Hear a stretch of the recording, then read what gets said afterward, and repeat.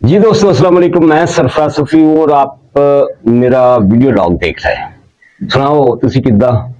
सब खैर है ना? अज दा व्लॉग शुरू करने हैं, लेकिन इससे पहले वही एक छोटी सी बात कि तुसी इदां करो, तुसी किद्दां करो। हाँ, तुसी चैनल सब्सक्राइब करो, वीडियो को लाइक करें, कमेंट्स करें और मैं जनाब शुरू करता हूं आज का व्लॉग। पिछले दिनों रिहाम खान वो साहब का वाइफ इमरान खान की, वो जर्नलिस्ट, उन्होंने एक ट्वीट किया बड़ा जबरदस्त किस्म का ना। उसने एक जूता दिखाया, वो कप्तान चप्पल, ऊपर लिखा हुआ था 804, मतलब कैदी नंबर 804 है। वो कहते हैं 420 है उसका नंबर, लेकिन ये भी मजाक वाली गल है। 420 नहीं है, कोई और नंबर है, लेकिन 804 मशहूर हो गया तो बस मशहूर हो गया। वो दिखाई कप्तान चप्पल और ऊपर बल्कि आप ये देखें 804 लिखा हुआ है। तो उसने रिहाम खान ने कहा कि कौन कहता तरक्की नहीं हो रही, हम तरक्की कर रहे हैं। उसने कहा कि बांग्लादेश में दुनिया का सबसे बड़ा टेक्सटाइल सिटी बन रहा है। जाहिर है बांग्लादेश की टेक्सटाइल दुनिया पर होल्ड कर रही है और दुनिया का सबसे बड़ा सिटी भी वो बना सकता है टेक्सटाइल का, इसमें कोई शक नहीं। उसकी इकोनॉमी कहां से कहां गई।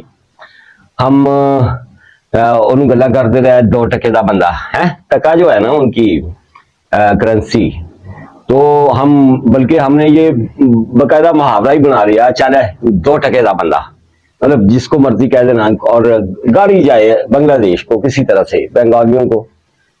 उसने कहा कि ये बना रहे हैं टेक्सटाइल सिटी दुनिया का सबसे बड़ा, और इंडिया जो है वहां ये आईफोन और सैमसंग के प्लांट लग रहे हैं, मतलब वो प्रोडक्शन शुरू कर रहा है आईफोन की और सैमसंग मोबाइल की, लैपटॉप की और मोबाइल सेल की।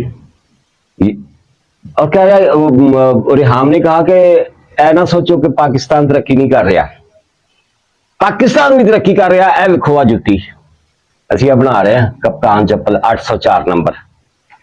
मतलब उसने थप्पड़ मारा रख के मुंह पे ना, हमारी इकोनॉमी के भी और हमारी सियासत के भी, और जिस तरह की हम तरक्की कर रहे हैं ना, वो भी उसने सारी चीज फाड़ के हमारे सामने रख दी एक छोटे से ट्वीट से।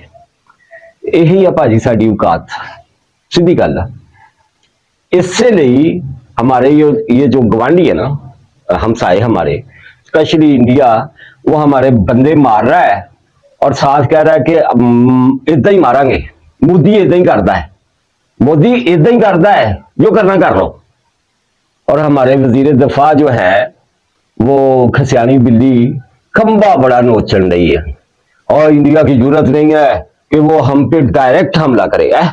कि गल ख्वाजा आसिफ, इंडिया की जरूरत नहीं साढ़े ते डायरेक्ट हमला करे, इसलिए वो इदा करता है। आपको पता है कि वो क्या उसका नाम था, इंजर के पता नहीं क्या, जो कनाडा में खुशवंत सिंह नजर को मारा इसने ना, निजर, इंडिया ने कैनेडियन सिटीजन को, जो सिख लीडर था। और ट्रूडो जो है वो कैनेडियन वजीर आजम ट्रूडो, वो उसने रौला डाल दिया, खप डाल दिए, वो छड़ांगे नहीं और फड़ लांगे और सफारत खाने वेले कर दो, नस जाओ इथों इंडियंस, ये वो तुसी आके साढ़े मुल्क च दहशत गर्दी कर दो, पर ठुस कुछ भी ना कर सकिया। उसके बाद अमेरिका ने भी यही इल्जाम लगाए इंडिया पर कि तुम आके साढ़े शहरी मारना है थे, कर कुछ भी ना सकिया। अब उसने कहा है, ये गार्डियन में जब से ये रिपोर्ट शाया हुई है कि इंडिया पाकिस्तान के अंदर घुसकर हमारे बंदे मार रहा है, तो उसके बाद राजनाथ है उनका मिनिस्टर डिफेंस, उसने कहा है कि होर भी मारांगे। साडा मोदी इंज करता है, जो करना है जी कर लो, साडा जो मतलब तुसी मतलब ध्याड़े करना थे, हम डरते वरते नहीं है किसी से भी, और असी इदा ही बंदे मारांगे। आपको पता है वो सियालकोट में भी एक बंदा इन्होंने मारा, कुछ रिकॉर्ड पर आए जो जो बंदे मारे इंडिया ने अपने दहशतगर्द भेजकर पाकिस्तान के अंदर, और कुछ मतलब उन्होंने कोई रिकॉर्ड स्टार्ट ही नहीं मिलता, लेकिन उन्होंने कोल तो हैगा है ना भाजी, इंडिया कोल हैगा है कि ए साडा दुश्मन है पाकिस्तान दे विच बैठा, ए कश्मीर काज ਲਈ ਕੰਮ ਕਰਦਾ ਹੈ, ਫਲਾਂ ਕਾਜ ਲਈ ਕੰਮ ਕਰਦਾ ਹੈ, ਔਰ ਇਹਨੇ ਇਸ ਤਰ੍ਹਾਂ ਨੁਕਸਾਨ ਪਹੁੰਚਾਇਆ ਸੀ ਇੰਡੀਆ ਨੂੰ, ਇਸ ਲਈ ਇਹਨਾਂ ਨੂੰ ਮਾਰੋ, ਇਹਨਾਂ ਦੇ ਪਿੰਡ ਜਾ ਕੇ, ਇਹਨਾਂ ਦੇ ਸ਼ਹਿਰ ਜਾ ਕੇ, ਇਹਨਾਂ ਦੇ ਘਰ ਜਾ ਕੇ ਇਹਨਾਂ ਨੂੰ ਮਾਰ दो। आरएसएस का बंदा है, शिवसेना का बंदा है, बाल ठाकरे का बंदा है ये मोदी।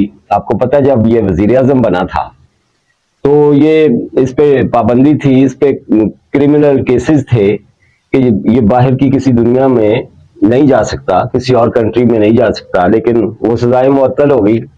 वजीर आजम जब बनाता उन्होंने भाजी एक बड़ा दहशतगर्द, तो उसके लिए सारी सजाएं माफ होनी सी, सारियां मौजा होनी सी होनियां, लेकिन उसने कहा कि अब मेरी सजाएं तो मुअत्तल हो गई है, मैं वजीर आजम बन गया, हुण इन्हां नूं कुटो भी, मारो इन्हां नूं, जेड़ा जेड़ा लभदा उन्हां नूं था मारी जाओ। तो इंडिया जनाब ये काम कर रहा है, और उनका राजनाथ जो है ना, वो मुझे बालानाथ याद आ रहा है, बालनाथ, यही रांझा स्टोरी में आपको बालनाथ का कैरेक्टर मिलेगा है, जिंदे फिर महल महल भी सड़ सुड़ गया सी, तो राजनाथ से बालनाथ मुझे याद आ रहा है। खैर, उसने धमकी दी है पाकिस्तान को क्लियर कट, और ये हंसने वाली बात नहीं है, और उसने कहा कि असं इदा ही करना है, मोदी इंज ही करता है और मारते रहना है असं बंदे। आपको पता है कि इंडिया में इलेक्शन हो रहा है, मोदी फिर वजीर आजम बनने का ख्वाहिशमंद है, दहशतगर्द मोदी, शिवसेना का बंदा, आरएसएस का बंदा, गुंडा, बदनाम जमाना, जब वजीर आला गुजरात था तो अपने हाथों से छुरे घोंपता रहा मुसलमानों के सीनों में, रिकॉर्ड पे है सब कुछ, वीडियोस बनी हुई हैं, और लेकिन उन कौन पूछे, कौन फड़े, किहड़े मुकदमे फड़े, वो बदमाश है। और दुनिया जी है ना बदमाशा दी है, ये मेरी बात आप लिख दें, आपके गली मोहल्ले का बदमाश हो, आपके गांव का बदमाश हो, कस्बे का बदमाश हो, शहर का बदमाश हो, पूरे सूबे का बदमाश हो, या पूरे पाकिस्तान का, उनका तूती बोलता है। और जो दुनिया के बदमाश होते हैं, आप ही दसो कि वो कितने ताकतवर, मतलब अमेरिका और कनाडा की जरूरत नहीं हुई कि मोदी के साथ पंगा ले सके यार, इनके अगे केड़ी गल। और ये जो ख्वाजा आसफ है, जिस तरह की ये बयानबाजी कर रहा है बतौर वजीर दिफा, मैं तो कहना डूब के मर जाना चाहिए कि खुल खुला के आप डट के बात भी नहीं कर सकते उसके सामने यार। और यार तुसी उन्होंने बंदे नहीं मारने, ना मारो, और ठोक के जवाब दे दो जुबानी। केड़ा सफारतकार कढ़िया जे उन्हों का इथों इंडिया का, ना तुसी कढ़ना है, तुसी अपने बंदे मरवाने आ, और आप में जरूरत नहीं, इसलिए कि कोठी च दाने नहीं है, भड़ोले च दाने नहीं है, भूखे हो, भूखा है पाकिस्तान। और वो कहते हैं ना भूखा शेर ज्यादा लड़ता है, लेकिन ये वो वाले शेर नहीं है जो लड़े। आप बहुत अच्छी तरह से ये सारे मामले को समझते हैं, जानते हैं। मतीउल्लाह जान साहब जो हैं वो बड़े नडार बेबाक जर्नलिस्ट हैं, हमेशा गरीबी रही और माड़ा हाल पे बौंके दिहाड़े, इस तरह का मामला था, लेकिन वो नडार आदमी है, डट के बात करता है, लड़ पड़ता है, सुप्रीम कोर्ट की वो बीट करता है, और सुप्रीम कोर्ट में उसकी लड़ाई रहती है हर चीफ जस्टिस के साथ है। माड़े दिन भी आते थे कुछ, मतलब होर तरह के माड़े, वो उसकी होती भी रहती है, ढीठ है वो खुद, जान नहीं छोड़ता जिसके पीछे पड़ जाए, माइक उसके घुसाया जाता है ना। तो आजकल वो उसके बुरे दिन हैं, कभी ये हमारे काजी फायदी साहब से झिड़क देते, कभी वो बाहर किसी से बेइज्जती करवा लेता है। और आपको पता है कि ये पीटीआई के यूट्यूबर्स और इसके नाम नेहाद लीडर्स, इन्होंने उसके साथ बहस करते हुए मजाकन ही सही, लेकिन ये कहा था कि तुमने फौज इसलिए छोड़ी, कभी फौज में था ना मतीउल्लाह जान, कि तेरे साथ बैरकों में जिनसी ज्यादती हुई है।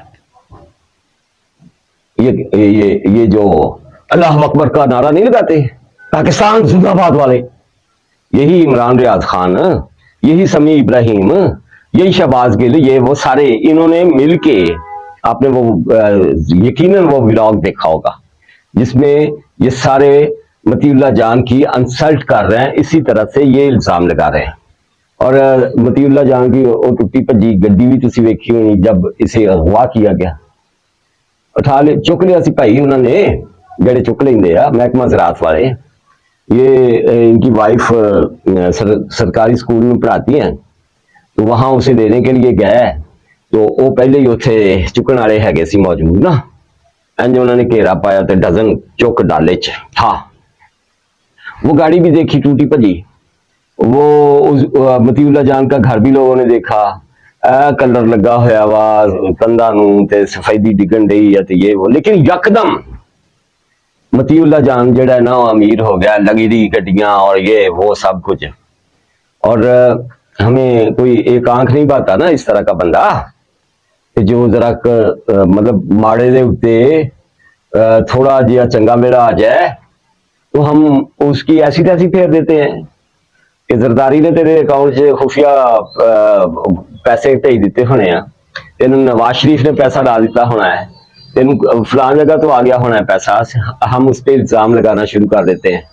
तो वो पहले तो होता था ना कि जो गरीब होता था वो परसू होता था, थोड़े से पैसे आ गए वो परसा हो गया, और जब कुछ ज्यादा पैसे आ गए तो परसराम हो जाता सी। दबड़ी के हतीन नाम परसू परसा परसराम, ये मुहावरा भी है।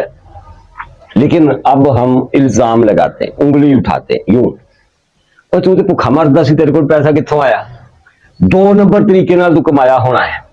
अच्छा लग्जरी गाड़ी है ना आजकल, मतीउल्लाह जान के पास यूं जाता है, यूं यूं यूं, कट्टे शट्टे तो नहीं मारता होगा क्योंकि उसकी एज नहीं है ये वाली कि कट्टे शट्टे मारे, लेकिन बहुत आला लग्जरी गाड़ी उसके पास है।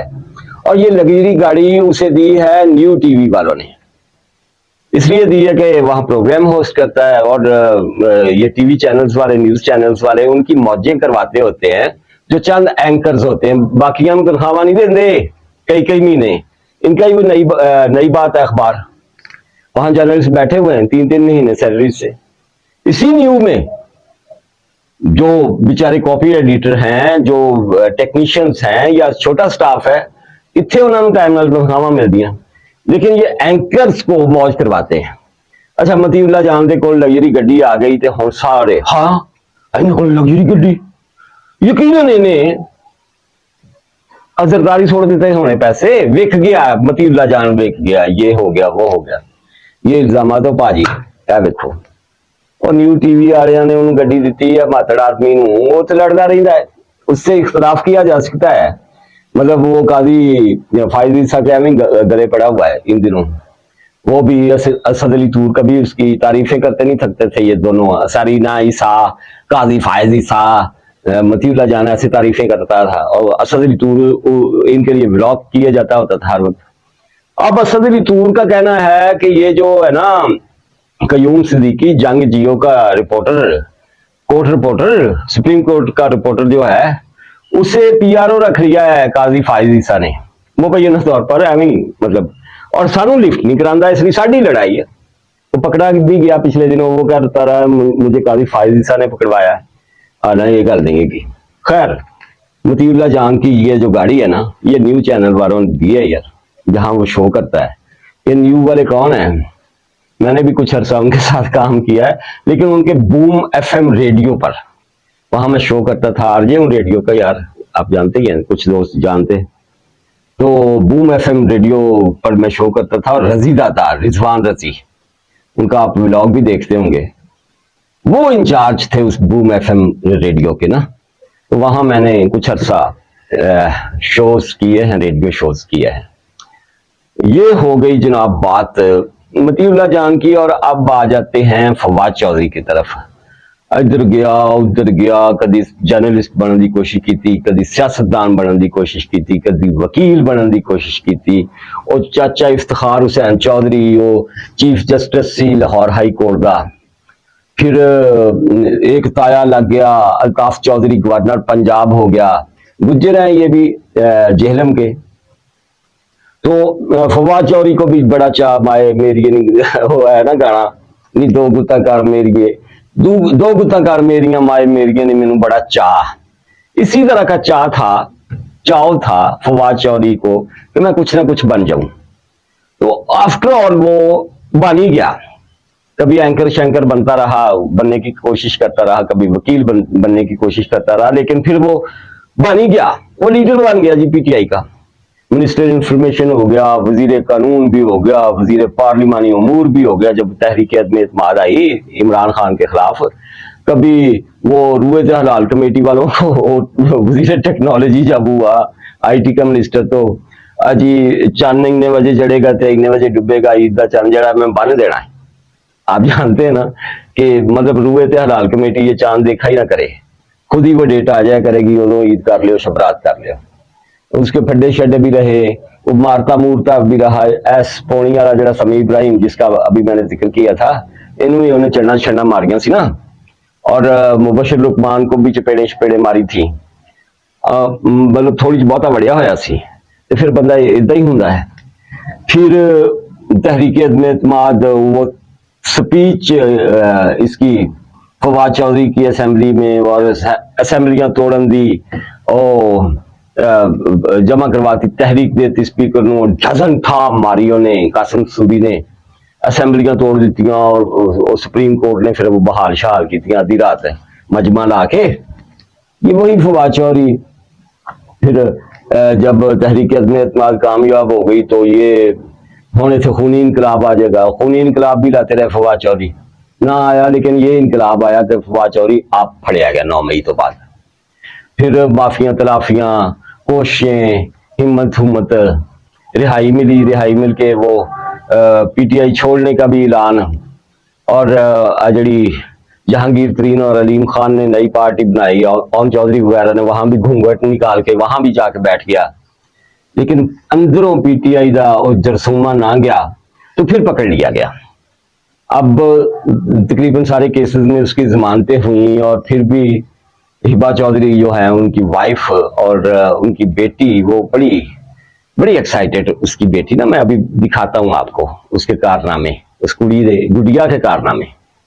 अभी तो उसके बाप के कारनामे मैं आपको सुना रहा हूँ। रिहाई हो गई जी, जमानतें हो गई, रिहाई हो गई, लेकिन बड़ी तकलीफ दे बात कि हम जो करते फिरते हैं, हमारे बच्चों पे उसके क्या असरात है।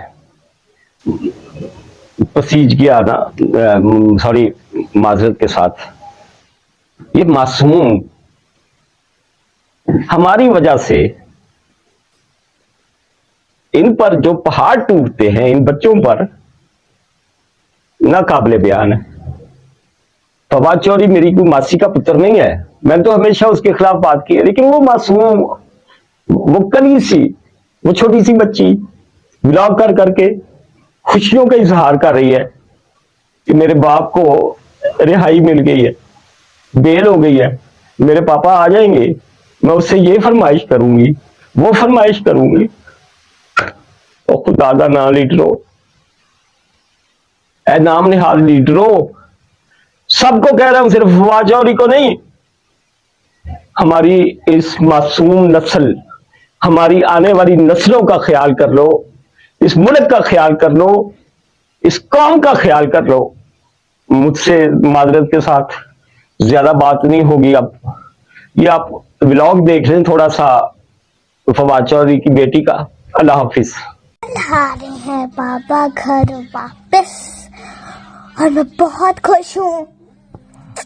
चॉकलेट लगी हुई है ना, मैं बहुत खुश हूँ। फिर मैं उनसे बहुत ज्यादा चीजें मांगूंगी। उनकी बेल हो गई है तो अभी वो करते हैं जरा, मैं बहुत एक्साइटेड हूँ।